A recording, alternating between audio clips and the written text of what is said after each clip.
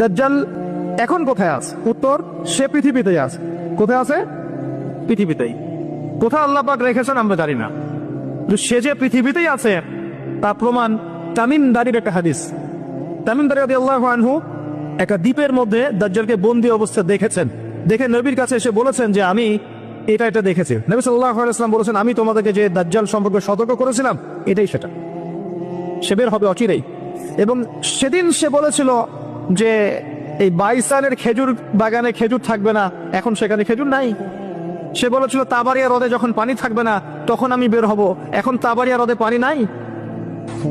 সময় ক্লোজ। দাজ্জাল সে কোথা থেকে বের হবে? উত্তর, সে পৃথিবীতে বের হওয়া সম্পর্কে তিনটা বর্ণনা পাওয়া যায় পৃথিবীতে। এক, সে ইস্পাহান থেকে বের হবে। ইস্পাহান হচ্ছে ইরানের একটা জায়গা। সে যে পৃথিবীতেই আছে ইরানের একটা জায়গা। তামিম দারি এবং সেখানে ইস্পাহান নামে। তামিম দারি রাদিয়াল্লাহু আনহু একটা দ্বীপের মধ্যে দাজ্জালকে বন্দী অবস্থায় দেখেছেন।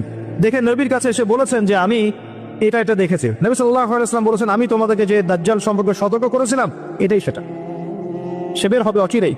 এবং সেদিন সে বলেছিল যে এই বাইসানের খেজুর বাগানে খেজুর থাকবে না, এখন সেখানে খেজুর নাই। সে বলেছিল তাবারিয়া হ্রদে যখন পানি থাকবে না তখন আমি বের হব, এখন তাবারিয়া হ্রদে পানি নাই। সময় ক্লোজ। সে কোথা থেকে বের হবে? উত্তর, তার বের হওয়া সম্পর্কে তিনটা বর্ণনা পাওয়া যায়। এক, সে ইস্পাহান থেকে বের হবে।